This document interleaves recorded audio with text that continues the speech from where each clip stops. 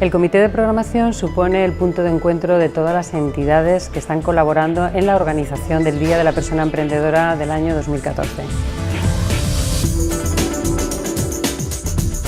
Es la prueba más evidente de que el Día de la Persona Emprendedora no es solo un día, son 365 días de trabajo en colaboración de todas las entidades público y privadas que participan en este evento.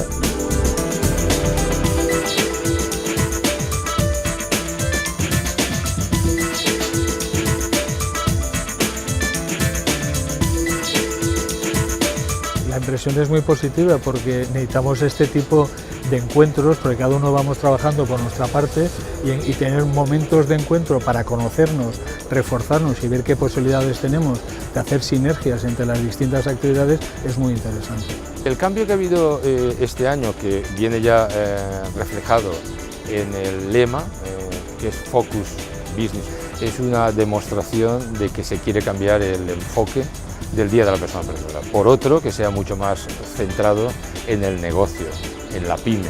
en los emprendedores que ya realmente están teniendo una experiencia importante en el mundo de la empresa.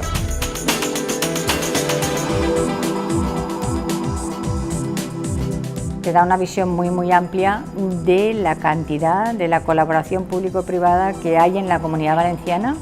de la estrecha colaboración y que además este año por resaltar que esa estrecha colaboración de tanto el sector público, instituciones, administraciones educativas como sector privado ha hecho posible que hayamos presentado una candidatura al Premio Región Europea Emprendedora 2015 y nos la han otorgado.